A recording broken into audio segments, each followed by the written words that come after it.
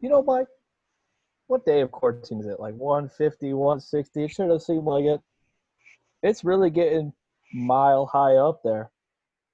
Yeah, that's right. We in Team Recap. We back. We doing the Denver Broncos. Mike, how you doing? I'm doing good. Are you joining us from Denver, Mike? What's up with that background there? Do you have like the Himalayas behind you? What's going on? We in the mountains. We basically skiing. We skiing. All right, We that's up in the mountains. that's We good. enjoying quarantine, baby. Quarantine day 215. That's good. All right, so Mike, what are your thoughts right away on kind of the Jerry Judy versus CD Lamb debate? We talked about this last time with Patrick Queen and Kenneth Murray, kind of how their two careers are going to be linked together. They're always going to be compared, and how in that circumstance the Chargers had the pick between the two. Here the Broncos have the same thing between Judy and CD. Which of those two players did you prefer? I prefer Judy. That was actually my favorite wide receiver on the board. I think they made the right pick. What I think is interesting is how the 1-2 duo of Sutton and Judy, I think is an interesting dynamic. Usually you're looking for that, maybe that 50-50 ball, or maybe that short yardage, kind of get between the hash marks kind of player, and then you're looking for that maybe just speed break the top off the defense player. They don't have that dynamic. It's a different dynamic. They both are great route runners. They both have that 50-50 ball potential.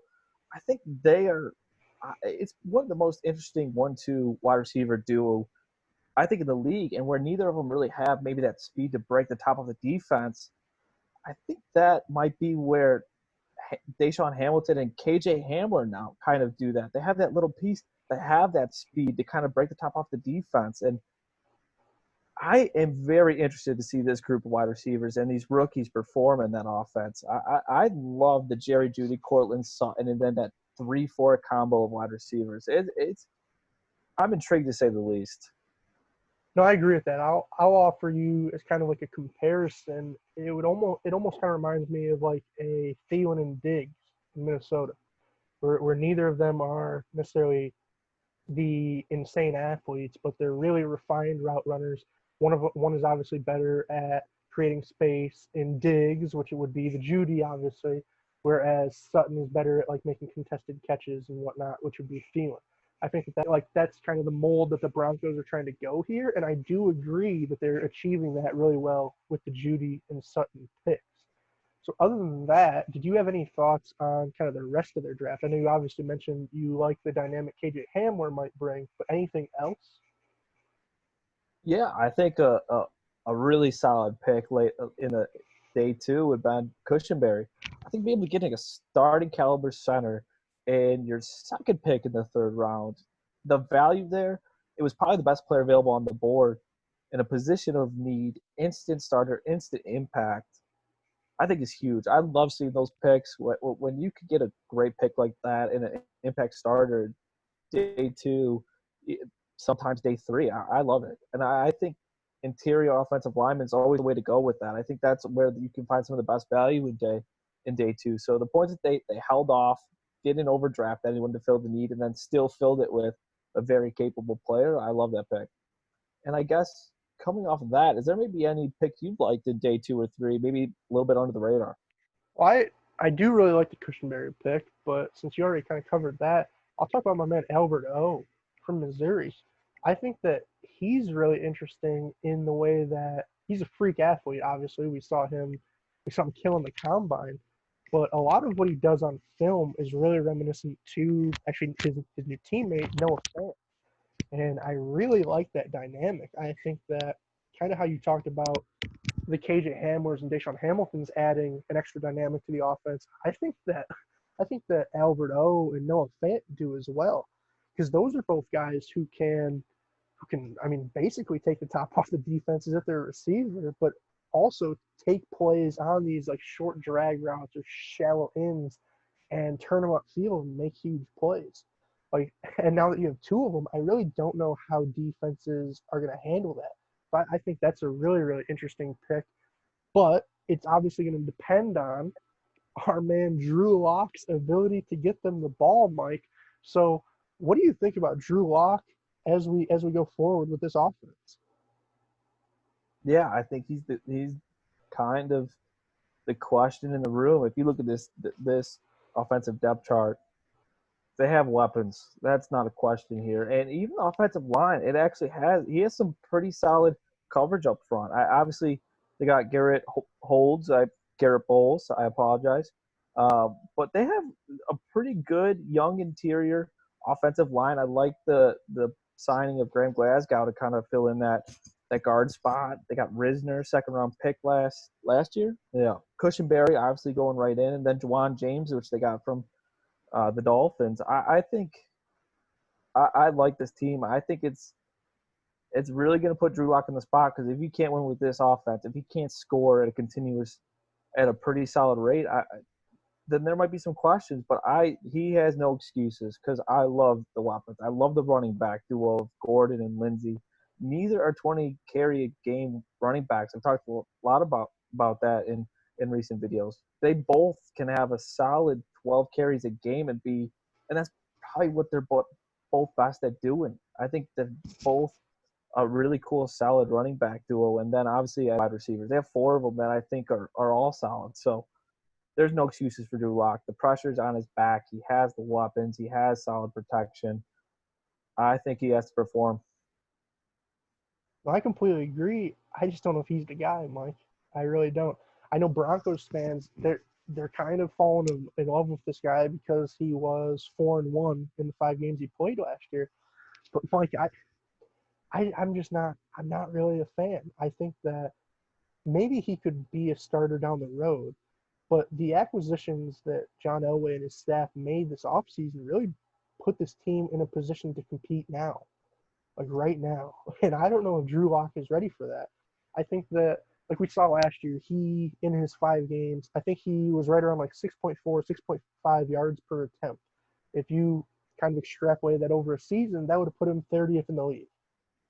Like that's not good, Mike. That's a guy who you like. We have the weapons to throw the ball downfield here, and this is a guy who really maybe that isn't his strong suit. We'll just say that.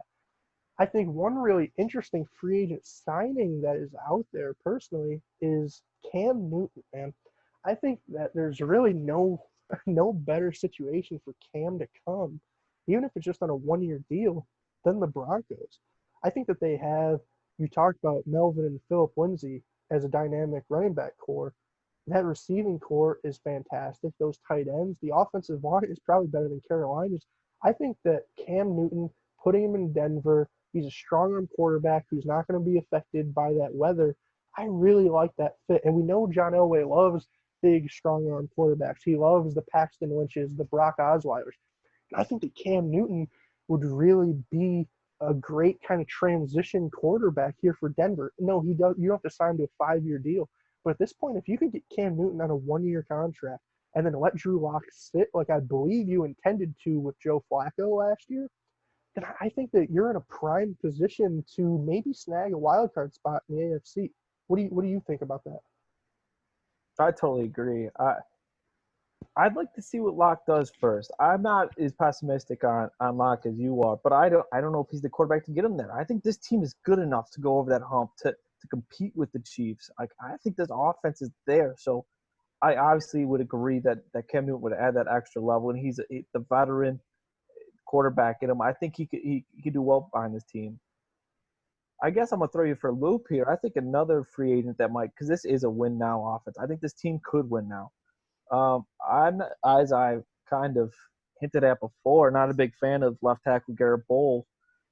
I think an interesting if they are in a win now mode. I think they can compete now. I think a 1 year sign that might be able to kind of make sense for them would be Jason Peters. I think they have a young offensive line. I think being able to add that bookend there, I think for a 1 year, and obviously Garrett Bowles would be a fine kind of swing tackle. I don't think he's not a left tackle in this league. He's not a starter. I think if you need to go with him, I think he's a capable backup at this point after what we've seen from him. Or another one like we mentioned in previous videos, like Cordy Glenn. Maybe at least give Bowles competition. I think they really do need a left tackle as well because I think if you are going to go Drew Lock, you need to protect his blind side. And I don't think Garrett Bowles is the guy doing that. Well, I guess he is, but it comes at a 15-yard penalty back. So I think that's another place where they could really use a free agent that might be able to help. No, I agree with that. You kind of touched on the talent of this offensive line earlier. Bowles is a first-round pick. Risner's a 2. Cushenberry is a 3, but he probably should have been a 2. Glasgow's a 3, and Juwan James is a 1. The only problem is the most important guy of the 5 is the weakest of the group. I think that Bowles, maybe he would be best. Kind of like how I just said, let Drew Lock sit a year and learn behind Cam Newton. Let Garrett Bowles learn behind Jason Peters. I think that that's a great shout out, Mike, because obviously Jason Peters doesn't have much time left. He's 38 years old. Maybe he only has one season left in him.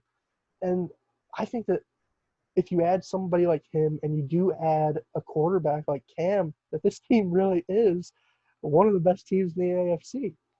I just looked up their cap space real quick. They have about 17 million, and judging by the market for Cam Newton, and I don't really know how much a 38 year old left tackle's asking for. I do think that it's a feasible path the Broncos could take. I don't think they're going to take it. I think they're going to stick with Locke, and I'm really not sure if it's going to work out. I do think that Elway has given him kind of the best chance he can to succeed outside of left tackle, obviously. But I really do think that if you just went all in on this season, that a lot of people would be surprised at how good this roster really is. Do you agree with that? Absolutely. But I guess on a less spectacular, but still good side of the ball, let's get into defense. Oh, that's beautiful. So, as we were talking about the draft, if you ever look up the 2020 draft class, a couple names that won't pop up but sure should be mentioned are Jarrell Casey and AJ Boye. To be able to swing some solid veteran players with I believe, a 4th and 7th round pick, John Elway. It's been a good offseason for the Broncos. It's been all around a good offseason for the Broncos, as I've already hinted. I liked it.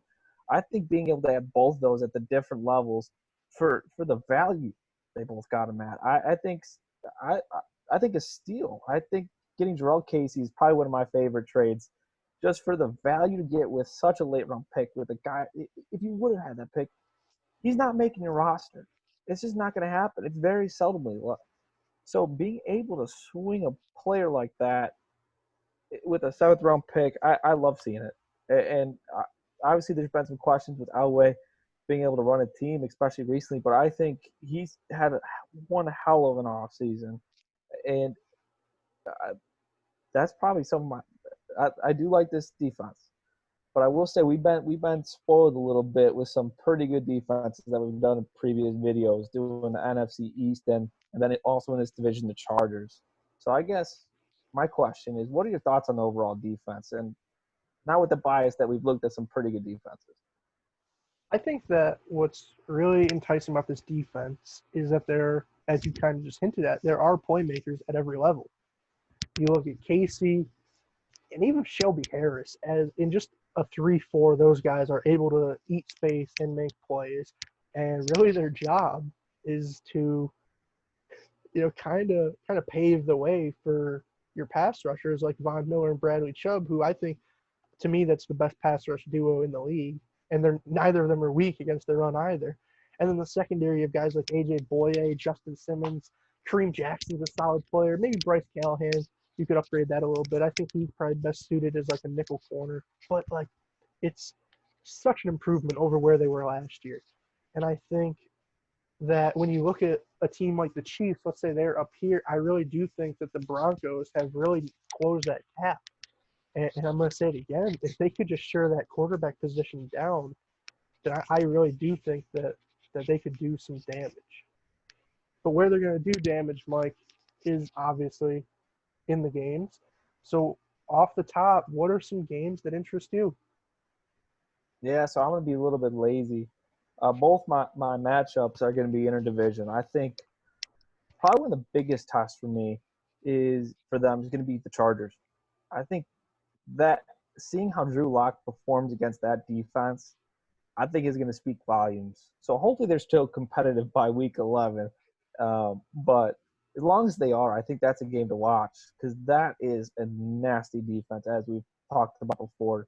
They have athletes for days, and they have playmakers. So that game is largely, I think, going to fall on Drew Lock's back, him being able to make plays against the defense. And I imagine we're going to see some faults from Drew Lock. I won't say a sophomore slump, but a sophomore slump. I think we're going to see some turnovers. So seeing how he can kind of bounce back from that, uh, I think that's going to be a huge game for them. My next game, I think is gonna be fun. Is Week 7 versus the Chiefs. I think that's gonna be a shootout, and I think this team largely is built to beat the Chiefs. I think Elway had that in mind. Is like, how do we get past the hump? And their hump was the Chiefs. I think bringing in Jarrell Casey. Now you still have Shelby Harris, Bradley Chubb, Von Miller are going to both be back healthy.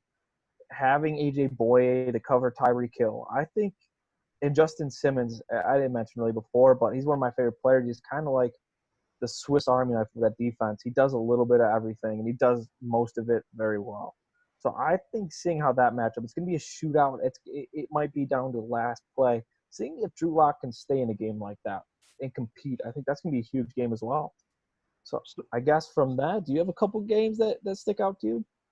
I do. What I do want to offer first, kind of another criticism of Locke, is that last year in the one game against the Chiefs, we saw that he wasn't able to sustain a shootout. So while I do agree it should by all kind of aspects of this roster in terms of receivers, running backs, offensive line, and the Chiefs' kind of lackluster defense, it should be a shootout. But like last year, they lost 3-23. Locke was 18 for 40 throwing the ball, which is not ideal, with no touchdowns and one interception. So what I'm gonna say then off of that is he's gonna have to take steps to be competitive in that game. And I think where we're gonna see if he did take those steps or not is in weeks 1 and 2. I think those are two really interesting tests against two, I'll say, fringe playoff teams that have solid defenses. The Steelers more so than the Titans, obviously. But I think that you're going to have Drew Lock first off playing Monday Night Football week 1. I think that that's going to be a really interesting matchup, and one that if he did take the steps that he kind of needs to, that is a winnable game. And I think that in week 2, obviously Big Ben's going to be back, and it's going to be a tougher test on their defense. But again, I mean, it's going to be how is Drew Lock able to deal with the TJ Watts? Is he going to be able to avoid the Minka Fitzpatricks? And this past season, even though they were 4-1, their wins were against the Raiders, the Lions, kind of bad teams like that. I know they beat the Texans, but he really didn't show in their biggest game that he played in against the Chiefs. He didn't show an ability to make plays. So I think that you're going to see that best in weeks 1, 2, and even week 3. I do think that Tampa Bay matchup, that's kind of the easy one to point out on everybody's schedule because everyone wants to see Tom Brady play. But that's another one that's really interesting because maybe that defense isn't as good, but I do think that it'll be a good test for their own defense going against that offense. Yeah, I think it's going to be interesting because obviously Drew Lock being a young quarterback, you can get punched in the mouth really early. And so I think it's going to speak to can he compete after that. Like he has a couple kind of breathers after that with the Jets, Patriots, and Dolphins, but he's going to get punched early, and I hope he makes it back. And I think he has to, if they want to be competitive in the AFC, they're going to have to win probably at least one of those first 3 games. I think if they get swept in the first 3, I think it's going to be a rough rolling for them. And I guess I think I know how you feel with this. Do you think the Broncos can be a competitive team in the AFC this year? Right now, with Drew Lock at quarterback? No, I really don't. I'm sorry, Drew, if you're watching this, but I really didn't like you that much out of college, at least where they took you. And I thought that you were a developmental project. And it doesn't mean that you can't succeed, but I don't love you succeeding this upcoming season. That's why I really do think if you did put Cam Newton at quarterback for this team, if Cam could stay healthy, they could probably win 10 games pretty easily. I mean, you're looking at we'll say one of those first three, Jets, Patriots, Dolphins, Falcons, Raiders, like they're better than all those teams. Panthers, Bills, those are competitive games. Chargers, Raiders again. I mean, there's 10 wins there potentially more if Cam would be able to stay healthy. And I do think with that litany of weapons and that pretty solid offensive line, I really do think that this would kind of be a match made in heaven for both sides. So do you think that they have a chance to compete this year? I think it's tough. I think Drew Lock has everything going for him to be competitive this year, to make that next jump. Do I think he will do it? At most, a wild card team. I don't think they make the hump of the division. I think they're in the competition come year end. I guess my issue with even the Cam Newton side is if they were to sign Cam Newton, I think it's if Drew Lock stumbles, and I think he's going to stumble, especially early. I don't see him. Those first three games are pretty rough, I think, to say the least. So I think by the time you give Cam Newton the reins, it might be too late. So I really like this team. I think it has a lot of long-term promise. I'd like to see that next step from Drew Lock, but can't say I see it this year. I think there's potential, though. I will say that. Like, I don't sound pessimistic, but I think if Drew Lock can get his shit together, to say the least, and he doesn't need to get much shit together, he has weapons and weapons and weapons. He just needs to keep himself clean in the pocket for the most part and be able to make the throw. So I don't think there's a lot of pressure on him. So I think he can do it. I hope he does it. Do I think he will do it? No. So what I'll offer is I've been kind of down on Drew Lock this video. I think that a player's performance is based on two things, but it's based on some interaction between a player's talents and their situation, right? I don't know exactly, if it's one times the other, one divided, I don't know.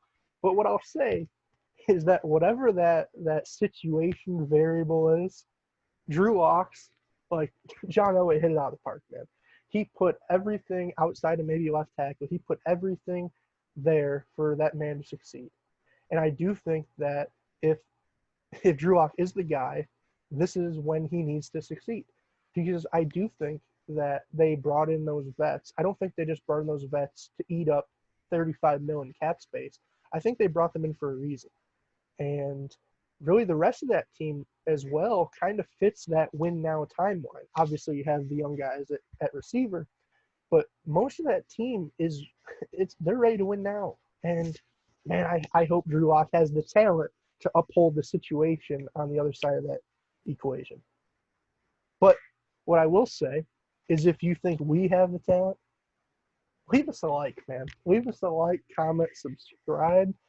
If you guys have any suggestions, any feedback, anything, toss it in the comments. If you guys want us to do your favorite team next, toss them in the comments.